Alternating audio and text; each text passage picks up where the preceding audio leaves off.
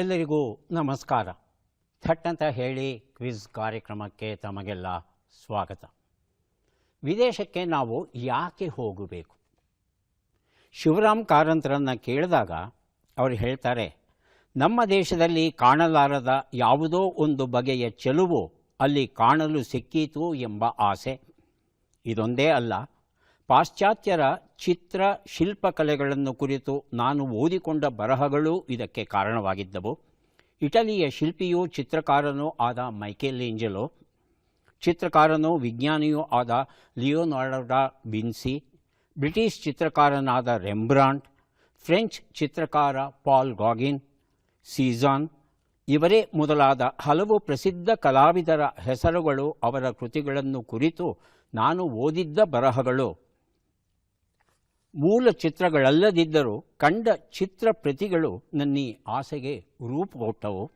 ಇಂಥವುಗಳ ಜೊತೆ ಪಪ್ಲೋವಾ, ಡಂಕನ್ ಮೊದಲಾದ ನರ್ತಕಿಯರ ವಿಚಾರದಲ್ಲಿ ಓದಿದವನಾದುದರಿಂದ ಈ ದೇಶದ ಜನಗಳ ನೃತ್ಯ ಹೇಗಿದೆ, ಬ್ಯಾಲೆ ಹೇಗಿದೆ, ಈ ಕುತೂಹಲ ನನಗೆ ಇತ್ತು. ಹಾಗೆಯೇ ಕಲಾ ಕೇಂದ್ರಗಳಾದ ಪ್ಯಾರಿಸ್, ರೋಮ್, ಫ್ಲಾರೆನ್ಸ್, ಲಂಡನ್ ನಗರಗಳು ನನ್ನನ್ನು ಆಕರ್ಷಿಸಿದವು ಅಂತ ಹೇಳ್ತಾರೆ ತಮ್ಮ ಅಪೂರ್ವ ಪಶ್ಚಿಮ ಎನ್ನುವ ಪುಸ್ತಕದಲ್ಲಿ. ಅಪೂರ್ವ ಪಶ್ಚಿಮ, ನಿಜಕ್ಕೂ ಅಪೂರ್ವವಾದ ಪಶ್ಚಿಮ. ಈ ಪುಸ್ತಕವನ್ನು ಓದಿದ ಮೇಲೆ ನನಗೂ ಸಹ ಒಂದು ಸಲ ಯಾಕೆ ಈ ಯುರೋಪನ್ನು ನೋಡಬಾರ್ದು ಅಂತ ಅನಿಸಿದ್ದು ಸುಳ್ಳಲ್ಲ. ವಿದೇಶಕ್ಕೆ ಹೋದಾಗ ಏನನ್ನು ನೋಡಬೇಕು ಅನ್ನೋದರ ಬಗ್ಗೆ ಬಹಳ ಸೂಚ್ಯವಾಗಿ ಮಾಹಿತಿಯನ್ನು ಕೊಡ್ತಾ ಹೋಗ್ತಾರೆ. ಯುರೋಪಿನ ಪ್ರಮುಖ ದೇಶಗಳ ಪರಿಚಯ ಮಾಡಿಕೊಡ್ತಾರೆ. ಅಪೂರ್ವ ಪಶ್ಚಿಮ ಕಾರಂತರು ಬರೆದಂಥದ್ದು. ಖಂಡಿತ ಒಮ್ಮೆ ಓದೋಣ. ಕಾರ್ಯಕ್ರಮವನ್ನು ಆರಂಭಿಸ್ತಾ ಇದ್ದೇವೆ. ಸ್ಪರ್ಧಿಗಳ ಪರಿಚಯ. ಮೊದಲ ಸ್ಪರ್ಧಿ. ನಮಸ್ತೆ, ನನ್ನ ಹೆಸರು ಅನಿಲ್ ಕುಮಾರ್, ಕೆಂಗೇರಿ, ಬೆಂಗಳೂರಿಂದ ಬಂದಿರೋದು. ವೃತ್ತಿಯಲ್ಲಿ ಇಂಡಸ್ಟ್ರಿಯಲ್ ಕನ್ಸಲ್ಟೆಂಟ್. ಹವ್ಯಾಸಗಳು ದಿನಪತ್ರಿಕೆ ಓದುವುದು, ಟಿ ವಿ ನೋಡೋದು ಮತ್ತು ಪ್ರೇಕ್ಷಣೀಯ ಸ್ಥಳಗಳನ್ನು ವಿಸಿಟ್ ಮಾಡೋದು. ಅನಿಲ್ ಕುಮಾರ್ ಅವರಿಗೆ ಸ್ವಾಗತವನ್ನು ಕೋರ್ತಾ ಇದ್ದೇವೆ. ಮುಂದಿನ ಸ್ಪರ್ಧಿ. ನಮಸ್ತೆ, ನನ್ನ ಹೆಸರು ವೀಣಾ. ನಾನು ಬೆಂಗಳೂರಿನ ರಾಜಾಜಿನಗರದಿಂದ ಬಂದಿದ್ದೇನೆ. ನನ್ನ ಹವ್ಯಾಸ ಸಣ್ಣ ಕಥೆಗಳು ಕೇಳುವುದು ಹಾಗೂ ಸಂಗೀತ ಆಲಿಸುವುದು. ವೀಣಾ ಅವರಿಗೆ ಸ್ವಾಗತವನ್ನು ಕೋರ್ತಾ ಇದ್ದೇವೆ. ನಮ್ಮ ಮೂರನೆಯ ಸ್ಪರ್ಧಿ.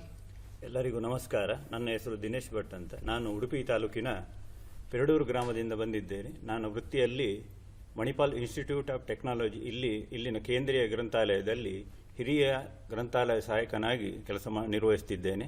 ನನ್ನ ಹವ್ಯಾಸಗಳು ದಿನಪತ್ರಿಕೆ ಓದುವುದು, ಅದರಲ್ಲಿ ಬರುವ ಅಂಕಣಗಳನ್ನು ತಪ್ಪದೇ ಓದುವುದು ಹಾಗೂ ಪುಸ್ತಕಗಳನ್ನು ಓದುವುದು, ಪದಬಂಧವನ್ನು ಬಿಡಿಸುವುದು. ತುಂಬ ಸಂತೋಷ ದಿನೇಶ್ ಭಟ್. ಸ್ವಾಗತ ಕಾರ್ಯಕ್ರಮಕ್ಕೆ. ಮೂವರು ಸಿದ್ಧವಾಗಿದ್ದರೆ ಕಾರ್ಯಕ್ರಮ ಆರಂಭಿಸೋಣ. ಮೊದಲಿಗೆ ನಿಯಮಗಳನ್ನು ಒಮ್ಮೆ ನೋಡಿಬಿಡೋಣ. ಒಟ್ಟು 10 ಪ್ರಶ್ನೆಗಳು. ಮೊದಲು ಬಜರ್ ಒತ್ತಿದವರಿಗೆ ಉತ್ತರ ನೀಡುವ ಅವಕಾಶ. ಪ್ರತಿ ಸರಿ ಉತ್ತರಕ್ಕೆ ಒಂದು ಪುಸ್ತಕ ಬಹುಮಾನ. ಆಯ್ಕೆಗಳು ಬರುವ ಮೊದಲೇ ಬಜರ್ ಒತ್ತಿ ಸರಿ ಉತ್ತರ ನೀಡಿದರೆ 2 ಪುಸ್ತಕ ಬಹುಮಾನ. 100 ಅಂಕ ಗಳಿಸಿದವರಿಗೆ 1 ಪುಸ್ತಕ ವಿಶೇಷ ಬಹುಮಾನ. ನಕಾರಾತ್ಮಕ ತಂತ್ರಗಳಿಗೆ ಅವಕಾಶವಿಲ್ಲ. ಕಾರ್ಯಕ್ರಮದ ಮೊದಲ ಪುಸ್ತಕ, ಮೊದಲ ಪ್ರಶ್ನೆ ಗ್ರಹಣ ಕಥಾ ಸಂಕಲನ. ಜಿ.ಕೆ. ಐತಾಳ್ ಬರೆದಿರುವಂಥದ್ದು. ಮೊದಲ ಪ್ರಶ್ನೆ ಈಗ ಬಂತು. ಪ್ರಶ್ನೆಯನ್ನು ನೋಡೋಣ. ಕನ್ನಡ ವರ್ಣಮಾಲೆಯಲ್ಲಿ ಕಂಠದಿಂದ ಹುಟ್ಟುವ ಅಕ್ಷರಗಳು ಯಾವುದು? ಆಯ್ಕೆಗಳನ್ನು ಕೊಡ್ತಾ ಇದ್ದೇವೆ. ಪವರ್ಗ, ಚವರ್ಗ, ಟವರ್ಗ, ಕವರ್ಗ. ಮೊದಲಿಗೆ ವೀಣಾ, ಆನಂತರ ದಿನೇಶ್ ಭಟ್. ಟಾವರ್ಗ. ಎಷ್ಟನೇದಮ್ಮ? ಮೂರನೇದ ಟವರ್ಗ. ಹೇಳಿ ದಿನೇಶ್ ಭಟ್. ಕಾವರ್ಗ. ಕವರ್ಗ. ಉತ್ತರವನ್ನು ನೋಡೋಣ. ಕವರ್ಗ ಉತ್ತರ ಸರಿಯಾಗಿದೆ. ಗ್ರಹಣ ಕಥಾ ಸಂಕಲನ ಕೊಟ್ಟಿದ್ದೇನೆ ದಿನೇಶ್ ಭಟ್ ಅವರಿಗೆ. ಇಡೀ ಜಗತ್ತಲ್ಲೇ ಬಹುಶಃ ನಮ್ಮ ಕನ್ನಡ ಭಾಷೆಯ ವರ್ಣಮಾಲೆ ಎಷ್ಟು ವೈಜ್ಞಾನಿಕವಾಗಿ ರಚಿತವಾಗಿದೆ ಅಂದರೆ ಇಂತಹ ಭಾಷೆ ಮತ್ತೊಂದಿರಲಿಕ್ಕಿಲ್ಲ. ಮೂಲ ಸಂಸ್ಕೃತವನ್ನು ಆಧರಿಸಿರಬಹುದು, ಆದರೂ ಇಲ್ಲಿ ಇರ್ತಕ್ಕಂಥ ಈ ಅಕ್ಷರಗಳ ಉತ್ಪತ್ತಿ ಸ್ಥಾನವನ್ನು ನೋಡ್ತು ಅಂದರೆ ನಮ್ಮ ಅರಿವು ಹೆಚ್ಚೋದ್ರಲ್ಲಿ ನಿಜಕ್ಕೂ ಯಾವುದೇ ಅನುಮಾನ ಇಲ್ಲ. ಕವರ್ಗದಲ್ಲಿ ಬರುವಂಥ ಅಕ್ಷರಗಳು ಯಾವುದು? ಕ, ಖ, ಗ, ಘ, ङ. ಇದಿಷ್ಟನ್ನೂ ಉಚ್ಚರಿಸಬೇಕಾದರೆ ಅದು ನಮ್ಮ ಕುತ್ತಿಗೆಯ ಪ್ರದೇಶದಿಂದ ಗಾಳಿ ಹೊರಗೆ ಬಂದು ಈ ಅಕ್ಷರಗಳು ಉತ್ಪಾದನೆಯಾಗಿ ಹೊರಗಡೆ ಬರುತ್ತೆ. ಇವುಗಳ ಜೊತೆಗೆ ಕಂಠದಲ್ಲಿ ಹುಟ್ಟುವಂಥ ಇತರ ಅಕ್ಷರಗಳು ಅಂದರೆ ಅಹ ಅಂತ ಹೇಳ್ತೀವಲ್ಲ, ಅಹಾದಲ್ಲಿ ಆ ಹ ವಿಸರ್ಗ ಏನು ಬರುತ್ತೆ ಅದು ಸಹ ಕಂಠದಲ್ಲೇ ಹುಟ್ಟುತ್ತೆ. ಹಾಗೆಯೇ ಹಣ್ಣು ಅನ್ನುವಾಗ ಹ ಅನ್ನೋದು ಏನು ಬರುತ್ತೆ ಅದು ಸಹ ನಮ್ಮ ಕುತ್ತಿಗೆ ಪ್ರದೇಶದಲ್ಲಿ ಹುಟ್ಟಿ ಹೊರಗೆ ಬರುತ್ತೆ. ಮುಂದಿನ ಪುಸ್ತಕ ಸಮ್ಮೇಳನಾಧ್ಯಕ್ಷರ ಭಾಷಣಗಳು, ಸಂಪಾದಕರು ಸಿರಿಗೇರಿ ಎರಿ ಸ್ವಾಮಿ. ಪ್ರಶ್ನೆ: ಕ್ರಿಸ್ತಶಕ 1260 ಕಾಲಕ್ಕೆ ಸೇರಿದ ಪ್ರಖ್ಯಾತ ಕನ್ನಡ ವ್ಯಾಕರಣ ಹಾಗೂ ನಿಘಂಟು ಕೃತಿ ಯಾವುದು? ಆಯ್ಕೆಗಳನ್ನು ನೋಡೋಣ. ಚತುರಸ್ಯ ನಿಘಂಟು, ಕರ್ನಾಟಕ ಶಬ್ದಮಂಜರಿ, ಶಬ್ದಮಣಿ ದರ್ಪಣಂ, ಕರ್ನಾಟಕ ಸಂಜೀವನ. ಮೊದಲಿಗೆ ದಿನೇಶ್ ಭಟ್, ಆನಂತರ ವೀಣಾ. ಶಬ್ದಮಣಿ ದರ್ಪಣ. ಆಯ್ಕೆ 3 ವೀಣಾ. ಕರ್ನಾಟಕ ಶಬ್ದ ಮಂಜರಿ. ಉತ್ತರವನ್ನು ನೋಡೋಣ. ಸರಿಯಾದ ಉತ್ತರ ಶಬ್ದಮಣಿ ದರ್ಪಣ ಉತ್ತರ ಸರಿಯಾಗಿದೆ. ಸಮ್ಮೇಳನಾಧ್ಯಕ್ಷರ ಭಾಷಣಗಳ ಪುಸ್ತಕವನ್ನು ದಿನೇಶ್ ಭಟ್ ಅವರಿಗೆ ಕೊಟ್ಟಿದ್ದೇನೆ. ಕನ್ನಡ ಭಾಷಾ ವ್ಯಾಕರಣದ ಅಧಿಕೃತ ಗ್ರಂಥ ಇದು. ಈ ಗ್ರಂಥದಲ್ಲಿ ಈ ಶಬ್ದಮಣಿ ದರ್ಪಣವನ್ನು ಬರೆದಂಥ ಕೇಶಿ ರಾಜನಿಗಿಂತಲೂ ಮೊದಲು ಇದ್ದಂಥ ಕವಿಗಳು, ಸಾಹಿತಿಗಳು ಗಜಗ, ಗುಣನಂದಿ, ಅಸಗ, ಚಂದ್ರಭಟ್ಟ, ಗುಣವರ್ಮ, ಹೀಗೆ 20 ಕವಿಗಳ ಹೆಸರನ್ನು ಹೇಳ್ತಾನೆ. ಹಾಗೆಯೇ ಅವರು ಬರೆದಂಥ 30 ಕೃತಿಗಳ ಹೆಸರನ್ನು ಹೇಳ್ತಾನೆ. ಅಂದರೆ ಕನ್ನಡದಲ್ಲಿ ಎಷ್ಟೆಲ್ಲ ಸಾಹಿತ್ಯ ರಚನೆಯಾಗಿತ್ತು, ಆದರೆ ಅವೆಲ್ಲ ನಮಗೆ ಸಿಕ್ಕಿಲ್ಲ ಅನ್ನೋದು ನಮ್ಮ ದುರದೃಷ್ಟ ಅನ್ನೋದು ಇಲ್ಲಿ ನಾವು ನೆನಪಿಸ್ಕೋಬಹುದು.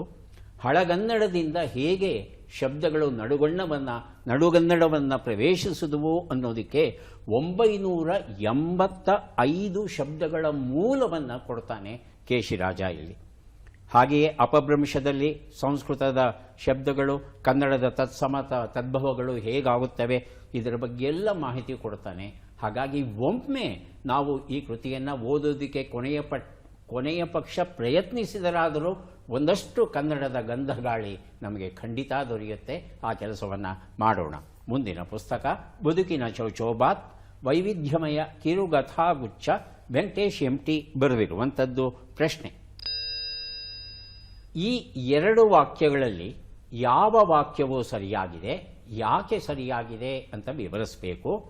ಮೊದಲನೇ ವಾಕ್ಯ: ನಿನ್ನ ಬರೆವಣಿಗೆ ಹೇಗೆ ನಡೆದಿದೆ. ಎರಡನೇ ವಾಕ್ಯ: ನಿನ್ನ ಬರವಣಿಗೆ ಹೇಗೆ ನಡೆದಿದೆ. ಮೊದಲಿಗೆ ದಿನೇಶ್ ಭಟ್, ಆನಂತರ ಅನಿಲ್ ಕುಮಾರ್. ಎರಡನೇದು ನಿನ್ನ ಬರವಣಿಗೆ ಹೇಗೆ ನಡೆದಿದೆ. ಎರಡನೇದು ಸರಿಯಾಗಿದೆ. ಒಂದ್ಸಲ ಅನಿಲ್ ಕುಮಾರ್ ಅವರನ್ನು ಕೇಳೋಣ. ನಿನ್ನ ಬರೆಹಲ್ಲ ಸರ್, ಬರಹ. ಎರಡನೇದು ಸರಿಯಾಗಿದೆ. ಉತ್ತರ ಎರಡನೇ ವಾಕ್ಯ ಸರಿಯಾಗಿದೆ. ವೀಣಾ? ಎರಡನೇ ವಾಕ್ಯ ಸರಿಯಾಗಿದೆ. ಉತ್ತರವನ್ನ ನೋಡೋಣ. ನಿನ್ನ ಬರೆವಣಿಗೆ ಹೇಗೆ ನಡೆದಿದೆ ಅನ್ನೋದು ಸರಿಯಾದ ಉತ್ತರ. ಬರಹ ತಪ್ಪು, ಬರೆಹ ಸರಿಯಾದದ್ದು. ಹೇಗೆ? ಬರೆ ಅನ್ನೋದು ಧಾತು, ಅದಕ್ಕೆ ಹ ಅನ್ನೋ ಪ್ರತ್ಯಯ ಸೇರಿಕೊಂಡು ಬರೆಹ ಅಂತ ಆಗಿದೆ.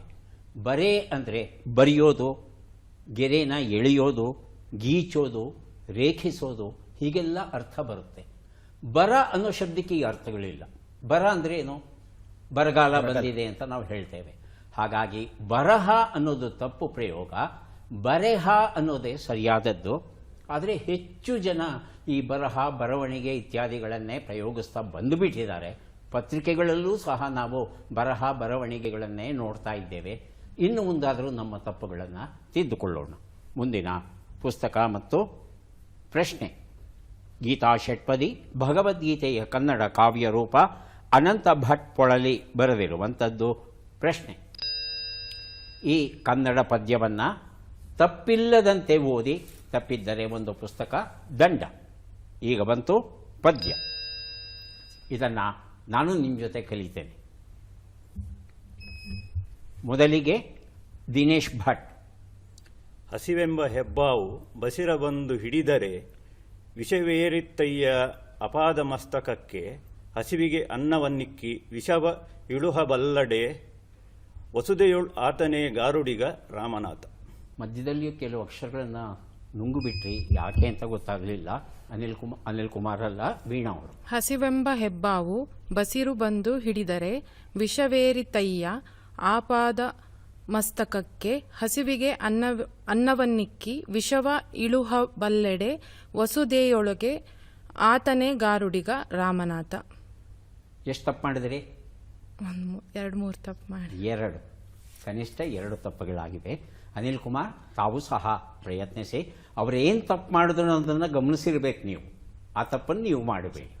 ಹಸಿವೆಂಬ ಹೆಬ್ಬಾವು ಬಸಿರ ಬಂದು ಹಿಡೆದೆರೆ ವಿಷವೇರಿತಯ್ಯ ಅಪಾದ ಮಸ್ತಕಕ್ಕೆ, ಹಸಿವಿಗೆ ಅನ್ನವನ್ನಿಕ್ಕಿ ವಿಷವ ಇಳುಹಬಲ್ಲೆಡೆ ವಸುದೆಯೊಳಗೆ ಆತನೇ ಗಾರುಡಿಗ ರಾಮನಾಥ. ಎಲ್ಲರೂ ತಪ್ಪು ಮಾಡಿದ್ದೇನೆಂದರೆ ಆಪಾದ ಮಸ್ತಕಕ್ಕೆ. ಅದು ಅಪಾದ ಮಸ್ತಕಕ್ಕೆ ಅಂದರೆ ಕಾಲುಗಳೇ ಇಲ್ಲ ಅನ್ನೋ ಅರ್ಥ ಬಂದ್ಬಿಡುತ್ತೆ. ಆಪಾದ ಮಸ್ತಕಕ್ಕೆ, ಕಾಲಿಂದ ಹಿಡಿದು ತಲೆಯವರೆಗೆ ಅನ್ನೋ ಅರ್ಥ. ಆಮೇಲೆ ವಸುಧೆ ಮಹಾಪ್ರಾಣ, ಅದು ಅಲ್ಪ ಪ್ರಾಣ ಅಲ್ಲ, ವಸುಧೆಯೊಳಗೆ. ಹಾಗಾಗಿ ಪುಸ್ತಕ ಯಾರಿಗೂ ಸಿಗ್ತಾ ಇಲ್ಲ. ದೇವರ ದಾಸಿಮಯ್ಯ ಬರೆದಂಥ ವಚನ ಇದು. ಹಸಿವಿನ ತೀವ್ರತೆ ಎಷ್ಟಿರುತ್ತೆ ಅನ್ನೋದನ್ನು ಬಹಳ ಬಹಳ ಬಹಳ ಬಹಳ ಬಹಳ ಚೆನ್ನಾಗಿ ಈ ಒಂದು ಪುಟ್ಟ ವಚನದಲ್ಲಿ ದಾಸಿಮಯ್ಯ ಅವರು ಸಂಗ್ರಹಿಸಿದ್ದಾರೆ. ಹಾಗೆಯೇ ಅನ್ನದಾನಕ್ಕಿಂತ ಶ್ರೇಷ್ಠ ದಾನ ಮತ್ತೊಂದಿಲ್ಲ. ಈ ಒಂದು ಸತ್ಯವನ್ನು ಬಹಳ ಬಹಳ ನಿಖರವಾಗಿ ಹೇಳಿದ್ದಾರೆ ದಾಸಿಮಯ್ಯ ಅವರು. ಮುಂದಿನ ಪುಸ್ತಕ ಮತ್ತು ಪ್ರಶ್ನೆ, ತೆಂಕಣ ಸೀಮೆಯ ಕಥೆಗಳು, ಕಥಾ ಸಂಕಲನ, ಪ್ರಸನ್ನಮೂರ್ತಿ ಗುರುವಿನಪುರ ಬರೆದಿರುವಂಥದ್ದು. ಪ್ರಶ್ನೆ, ಈ ಸಾಹಿತಿಯನ್ನು ಗುರುತಿಸಿ.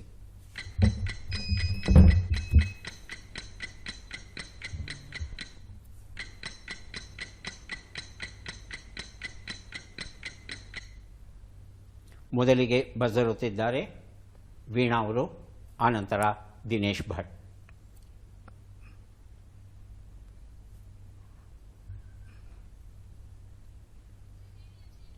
ಇಲ್ಲ, ಕನ್ಫ್ಯೂಸ್ ಆಯ್ತು. ಗೊಂದಲ ಆಯ್ತಾ? ದಿನೇಶ್ ಭಟ್ ಬೀಚಿ. ಬೀಚಿ. ಅನಿಲ್ ಕುಮಾರ್ ಬೀಚಿ. ಆಯ್ಕೆಗಳು: ನಾಡಿಗೇರ್ ಕೃಷ್ಣರಾವ್, ನಿರಂಜನ, ಬಸವರಾಜ ಕಟ್ಟಿಮನಿ, ಬೀಚಿ. ತಾವಿಬ್ಬರು ಹೇಳ್ತಾ ಇದ್ದೀರಿ ಬೀಚಿ ಅಂತ, ಹೌದಾ? ನೋಡೋಣ. ಬೀಚಿ ಉತ್ತರ ಸರಿಯಾಗಿದೆ. ತೆಂಕಣ ಸೀಮೆಯ ಕಥೆಗಳು, ಈ ಒಂದು ಪುಸ್ತಕವನ್ನು ದಿನೇಶ್ ಭಟ್ ಅವರಿಗೆ ಕೊಟ್ಟಿದ್ದೇನೆ. ಆಯ್ಕೆಗಳು ಬರೋದಕ್ಕೆ ಮೊದಲೇ ತಾವು ಉತ್ತರ ಕೊಟ್ಟಿದ್ದೀರಿ. ಹಾಗಾಗಿ ಗೀತಾ ಷಟ್ಪದಿ, ಅನಂತ ಭಟ್ ಪೊಳಲಿ ಬರೆದಂಥ ಪುಸ್ತಕ, 2 ಪುಸ್ತಕವನ್ನು ತಮಗೆ ಕೊಡ್ತಾ ಇದ್ದೇವೆ. ಬೀಚಿ ಅವರ ಪೂರ್ಣ ಹೆಸರು ರಾಯಸಂ ಭೀಮಸೇನ ರಾವ್ ಅಂತ. ಇವರನ್ನು ಸಾಮಾನ್ಯವಾಗಿ ನಾವು ಕನ್ನಡದ ಜಾರ್ಜ್ ಬರ್ನಾರ್ಡ್ ಶಾ ಅಂತ ಕರಿತೇವೆ ಇವರು ಇಂಗ್ಲೀಷ್ ಭಾಷೆಯ ಮಹಾಪ್ರೇಮಿ. ಇವರು ಕನ್ನಡ ಅಂದರೆ ಅಷ್ಟೇ ತಿರಸ್ಕಾರ. ಆದರೆ ಒಂದು ಸಲ ಇವರು ಅನಾಕ್ರು ಬರೆದಂಥ ಸಂಧ್ಯಾರಾಗ ಕಾದಂಬರಿಯನ್ನು ಓದ್ತಾರೆ, ಸಂಪೂರ್ಣ ಬದಲಾಗಿಬಿಡ್ತಾರೆ. ಇಂತಹ ಬದಲಾವಣೆ ನಿಜಕ್ಕೂ ಒಂದು ಪವಾಡವೇ ಅಂತ ಹೇಳಬೇಕು. ಬರೀ ಬದಲಾವಣೆ ಆದದ್ದಲ್ಲ, ಕನ್ನಡದಲ್ಲಿ ಬರೆಯೋದಕ್ಕೆ ಶುರು ಮಾಡ್ತಾರೆ. ಜಾರ್ಜ್ ಬರ್ನಾರ್ಡ್ ಶಾ, ಕನ್ನಡ ಭಾಷೆಯ ಜಾರ್ಜ್ ಬರ್ನಾರ್ಡ್ ಶಾ ಅನ್ನೋ ಅಭಿಧಾನಕ್ಕೆ ಪಾತ್ರರಾಗ್ತಾರೆ. 60 ಪುಸ್ತಕಗಳನ್ನು ಕೊಟ್ಟಿದ್ದಾರೆ ನಮಗೆ ಬೀಚಿಯವರು. ಇವರ ಬಹುಪಾಲು ಕೃತಿಗಳಲ್ಲಿ ತಿಮ್ಮ ಅನ್ನೋ ಕಾಲ್ಪನಿಕ ವ್ಯಕ್ತಿಯೇ ಪ್ರಧಾನ ಪಾತ್ರಧಾರಿ ಆಗಿರ್ತಾನೆ. ಮುಂದಿನ ಪುಸ್ತಕ ಕುಲುಮೆಯೊಳಗಿನ ಕವಿತೆಗಳು, ಮಹಾಂತೇಶ್ ಕುಂಬಾರ ಬರೆದಿರುವಂಥದ್ದು. ಪ್ರಶ್ನೆ, ಅಚ್ಚ ಕನ್ನಡ ವಾಕ್ಯವನ್ನು ರೂಪಿಸಿ, ತಪ್ಪಿದ್ದರೆ 1 ಪುಸ್ತಕ ದಂಡ. ನಾನು ಚಾಲೆಂಜ್ ಮಾಡ್ತೀನಿ, ಈ ಸಲ ನೀನು ಪರೀಕ್ಷೆಯಲ್ಲಿ ಪಾಸ್ ಆಗೋದಿಲ್ಲ. ಮೊದಲಿಗೆ ದಿನೇಶ್ ಭಟ್, ಆನಂತರ ಅನಿಲ್ ಕುಮಾರ್. ನಾನು ಸವಾಲು ಮಾಡ್ತೀನಿ, ಈ ಸಲ ನೀನು ಪರೀಕ್ಷೆ. ನಿಧಾನ. ನಾನು ಹೇಳಿ. ನಾನು ಸವಾಲು ಮಾಡ್ತೀನಿ, ಈ ಸಲ ನೀನು ಪರೀಕ್ಷೆಯಲ್ಲಿ ಉತ್ತೀರ್ಣ ಆಗೋದಿಲ್ಲ. ಅನಿಲ್ ಕುಮಾರ್.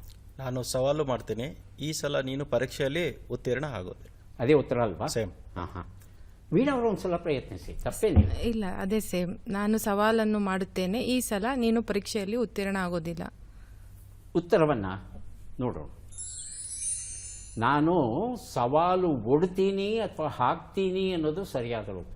ಸವಾಲು ಹಾಕ್ತೀನಿ, ನಾನು ಸವಾಲು ಮಾಡ್ತೀನಿ ಅಂತ ಆಗಲ್ಲ. ಅದು ಕನ್ನಡ ಭಾಷೆಯ ಜಾಯಮಾನ ಅಂತ.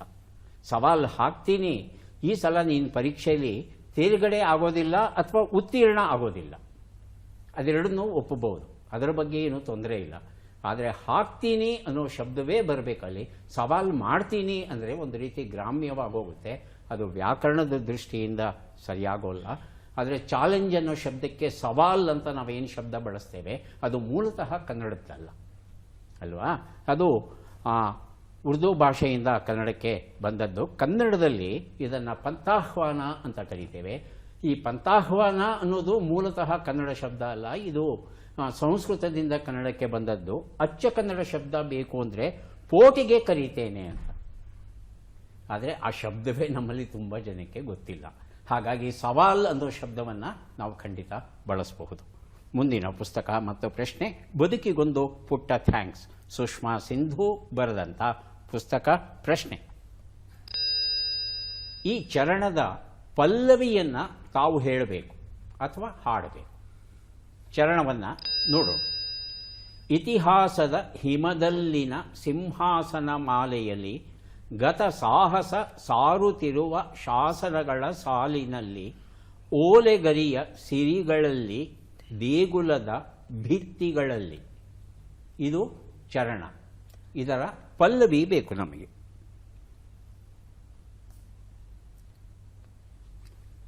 ತುಂಬ ತುಂಬ ತುಂಬ ಪ್ರಖ್ಯಾತವಾದಂಥ ಭಾವಗೀತೆ. ಹೇಳಿ ದಿನೇಶ್ ಭಟ್. ಜೋಗದ ಸಿರಿ ಬೆಳಕಿನಲ್ಲಿ ಮುಂದುವರಿಸಿ. ಜೋಗದ ಸಿರಿ ಬೆಳಕಿನಲ್ಲಿ ಕನ್ನಡದ ಅದೇ ಸರ್. ಗೊತ್ತಾಗಬೇಕು. ಜೋಗದ ಸಿರಿ ಬೆಳಕಿನಲ್ಲಿ ಅದೇನೋ ಅಂತಿಂತ ಹಾಡಲ್ಲ. ಹೌದು, ಈಗ ಅದು ಇಲ್ಲಿ ಬರಬೇಕು. ಕನ್ನಡಿಗರಾದ ಮೇಲೆ ಕೆಲವು ಭಾವಗೀತೆಗಳಾದರೂ ನಮಗೆ ಬರಲಿಲ್ಲ ಅಂದರೆ ಹೇಗೆ? ವೀಣಾವರೇ ಸರಿ ಇರ್ಬೋದಾ? ಜೋಗದ ಸಿರಿಯಲ್ಲಿ ತುಂಗೆಯ ಮಡಿಲಿನಲ್ಲಿ ಇತಿಹಾಸದ ಹಿಮದಲ್ಲಿನ. ಅನಿಲ್ ಕುಮಾರ್. ಜೋಗದ ಸಿರಿ ಬೆಳಕಿನಲ್ಲಿ ಇತಿಹಾಸದ ಹಿಮದಲ್ಲಿ. ಸರಿಯಾದ ಉತ್ತರವನ್ನು ನೋಡೋಣ. ಜೋಗದ ಸಿರಿ ಬೆಳಕಿನಲ್ಲಿ ತುಂಗೆಯತೆನೆ ಬಳುಕಿನಲ್ಲಿ ಸಹ್ಯಾದ್ರಿಯ ಲೋಹದದಿರ ಉತ್ತುಂಗದ ನಿಲುಕಿನಲ್ಲಿ ನಿತ್ಯ ಹರಿದ್ವರ್ಣವನದ ತೇಗ ಗಂಧ ತರುಗಳಲ್ಲಿ ನಿತ್ಯೋತ್ಸವ ತಾಯಿ ನಿತ್ಯೋತ್ಸವ, ನಿನಗೆ ನಿತ್ಯೋತ್ಸವ ತಾಯಿ ನಿತ್ಯೋತ್ಸವ. ಕೆಲವು ಭಾವಗೀತೆಗಳನ್ನು ನಾವು ಮರೆಯಬಾರದು, ಪೂರ್ತಿ ಗೊತ್ತಿರಬೇಕು. ಗೊತ್ತಿದ್ದರೆ ಕನ್ನಡಿಗರಾಗಿರೋದಕ್ಕೆ ನಾವು ಸಾರ್ಥಕವನ್ನು. ಹೋಗಿ ಇದನ್ನು ಬರೆದದ್ದು ಯಾರು ಹೇಳಿ? ನಿಸಾರ್ ಅಹಮದ್. ಚಿತ್ರ ಬಂದ್ಬಿಡ್ತು, ಹೇಳ್ಬಿಟ್ಟೆ ನಿಸಾರ್ ಅಹಮದ್ ಅಂತ. ಹೌದು, KS ನಿಸಾರ್ ಅಹಮದ್ ಅವರು ಬರೆದಂಥ ಅದ್ಭುತವಾದ ಗೀತೆ. ಅವರು ಎಷ್ಟೊಂದು ಗೀತೆಗಳನ್ನು ಬರೆದಿದ್ದಾರೆ, ಆದರೆ ಈ ಗೀತೆ ಅವರಿಗೆ ಖ್ಯಾತಿಯನ್ನು ತಂದುಕೊಟ್ಟಷ್ಟು ಇತರ ಗೀತೆಗಳು ತಂದುಕೊಡಲಿಲ್ಲ. KS ನಿಸಾರ್ ಅಹಮದ್. ಮುಂದಿನ ಪುಸ್ತಕ ಮಾಯಾಲೋಕಕ್ಕೊಂದು ಪಯಣ, DS ಲಿಂಗರಾಜು ಬರೆದಿರುವಂಥದ್ದು. ಪ್ರಶ್ನೆ, ಈ ಭಾವಗೀತೆಯನ್ನು ಬರೆದ ಕವಿಯನ್ನು ಗುರುತಿಸಿ. ಮರೆಗೆ ನಿಂತು ಕಾಯುತ್ತಿರುವ ಕರುಳು ಯಾವುದು,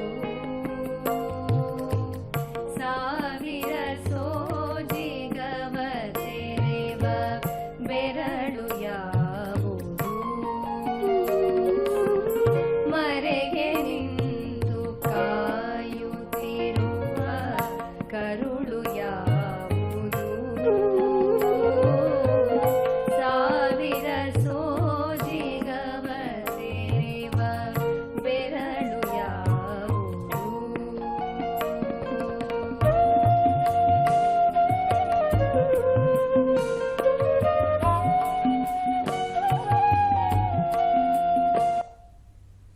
ಆಯ್ಕೆಗಳನ್ನು ನೋಡೋಣ.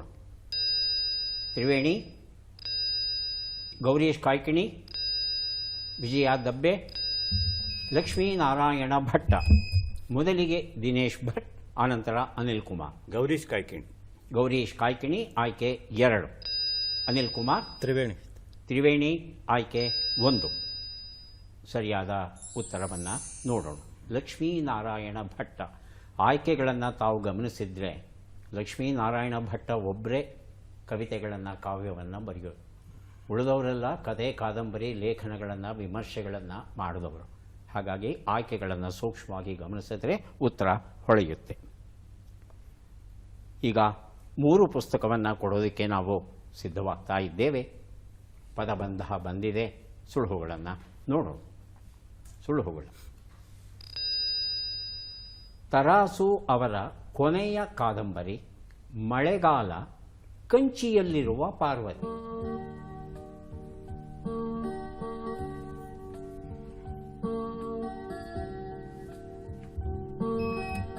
ಬಜರುತ್ತಿದ್ದಾರೆ ದಿನೇಶ್ ಭಟ್. ಒಂದು ಉತ್ತರ ಸೂರ್ಯಾಸ್ತಮಾನ.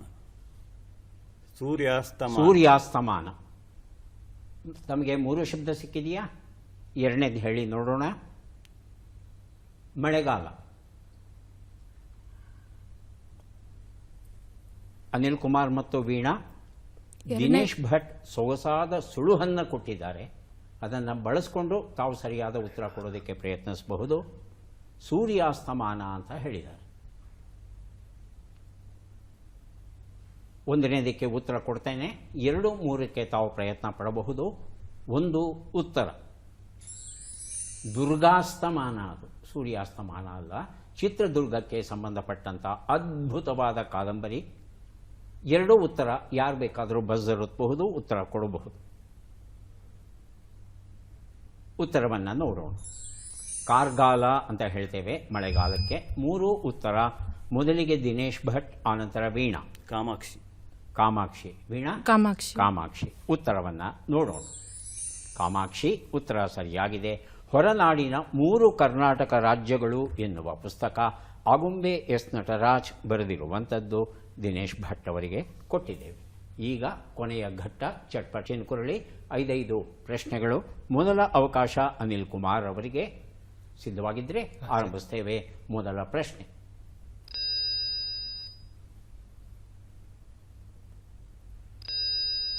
ಕರ್ನಾಟಕದ ನಟ ಭಯಂಕರ ಯಾರು? ಗಂಗಾಧರ ರಾವ್, ಸಿಂಗಾನೆಲ್ಲೂರು, ಪುಟ್ಟಸ್ವಾಮಯ್ಯ. ಗಂಗಾಧರ್. ಮುಂದಿನ ಪ್ರಶ್ನೆ.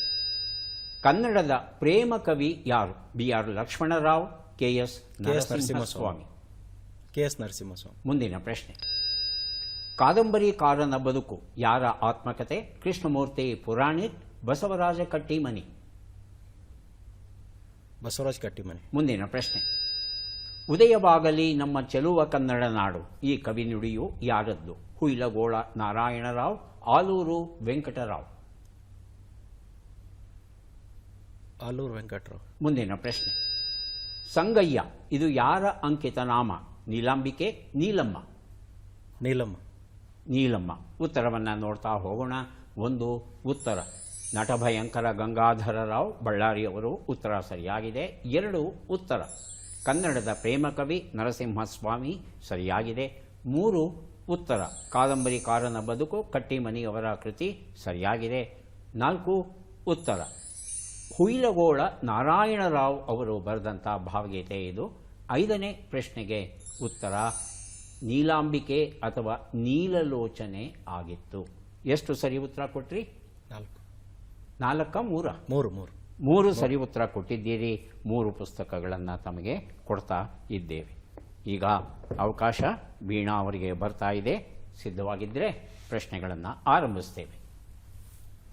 ಮೊದಲ ಪ್ರಶ್ನೆ. ಚುಟುಕುಗಳ ಬ್ರಹ್ಮ ಯಾರು? ಅಕಬರ ಅಲಿ, ದಿನಕರ ದೇಸಾಯಿ. ಮುಂದಿನ ಪ್ರಶ್ನೆ. ದಲಿತ ಕವಿ ಯಾವ ಕವಿಯ ಅನ್ವರ್ಥನಾಮ? ಸಿದ್ಧಲಿಂಗಯ್ಯ, ದೇವನೂರು ಮಹಾದೇವ. ಮುಂದಿನ ಪ್ರಶ್ನೆ.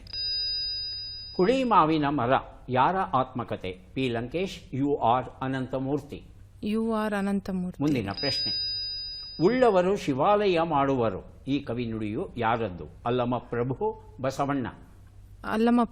ಮುಂದಿನ ಪ್ರಶ್ನೆ. ಸೌರಾಷ್ಟ್ರ ಸೋಮೇಶ್ವರ ಯಾರ ಅಂಕಿತ ನಾಮ? ಆದಯ್ಯ, ನಿಜಗುಣ ಶಿವಯೋಗಿ. ಉತ್ತರವನ್ನು ನೋಡ್ತಾ ಹೋಗೋಣ.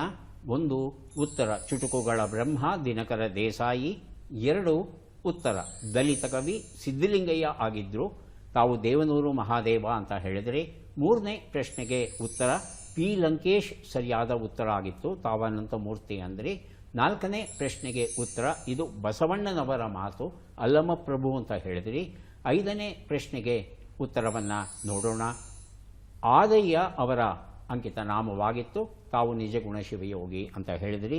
1 ಪ್ರಶ್ನೆಗೆ ತಾವು ಸರಿಯಾದ ಉತ್ತರ ಕೊಟ್ಟಿದ್ದೀರಿ. ಬದುಕಿಗೊಂದು ಪುಟ್ಟ ಥ್ಯಾಂಕ್ಸ್ ಎನ್ನುವ ಪುಸ್ತಕವನ್ನು ತಮಗೆ ಕೊಟ್ಟಿದ್ದೇವೆ. ಈಗ ಅವಕಾಶ ದಿನೇಶ್ ಭಟ್ ಅವರಿಗೆ. ಸಿದ್ಧವಾಗಿದ್ದೀರಾ? ಮೊದಲ ಪ್ರಶ್ನೆ,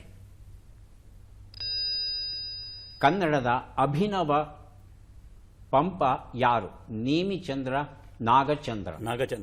ನಾಗಚಂದ್ರ. ಮುಂದಿನ ಪ್ರಶ್ನೆ, ಕರ್ನಾಟಕದ ಕಬೀರ ಯಾವ ಕವಿಯ ಅನ್ವರ್ಥನಾಮ?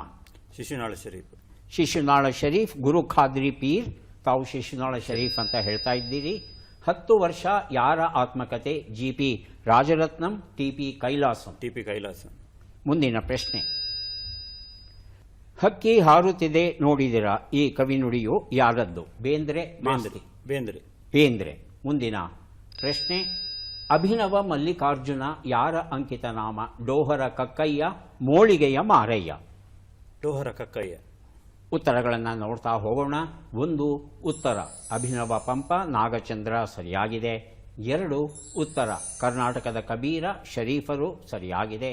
3 ಉತ್ತರ 10 ವರ್ಷ ಇದು ರಾಜರತ್ನಂ ಅವರ ಆತ್ಮಚರಿತ್ರೆ, ಕೈಲಾಸಂ ಅಲ್ಲ. 4ನೇ ಪ್ರಶ್ನೆಗೆ ಉತ್ತರ ಬೇಂದ್ರೆ ಸರಿಯಾಗಿದೆ. 5ನೇ ಪ್ರಶ್ನೆಗೆ ಉತ್ತರ ಡೋಹರ ಕಕ್ಕಯ್ಯ ಸರಿಯಾಗಿದೆ. 5 ಪ್ರಶ್ನೆಗಳಲ್ಲಿ 4 ಪ್ರಶ್ನೆಗಳಿಗೆ ಸರಿಯಾದ ಉತ್ತರ ಕೊಟ್ಟಿದ್ದೀರಿ. ಹಾಗಾಗಿ 4 ಪುಸ್ತಕಗಳನ್ನು ತಮಗೆ ಕೊಡ್ತಾ ಇದ್ದೇವೆ. ಯಾರಿಗೆ ಎಷ್ಟು ಪುಸ್ತಕಗಳು ಬಂದಿವೆ ಅದನ್ನು ನೋಡುವ ಕ್ಷಣ ಈಗ ಬಂದಿದೆ.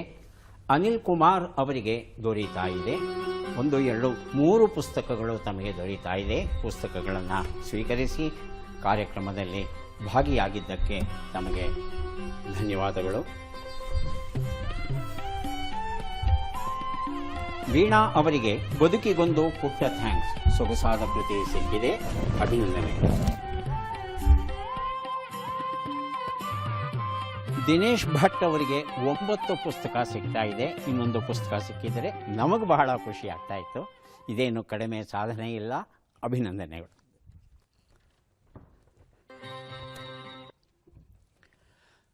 ನಾವು ಒಂದು ಹೊಸ ಕಾರನ್ನು ಕೊಂಡ್ಕೊಂಡ್ರೆ ಆ ಕಾರನ್ನು ನಡೆಸೋದು ಹೇಗೆ ಅಂತ ಒಂದು ಕೈಪಿಡಿ ಇನ್ಸ್ಟ್ರಕ್ಷನ್ ಮ್ಯಾನ್ಯುಯಲ್ ಸಿಗುತ್ತೆ.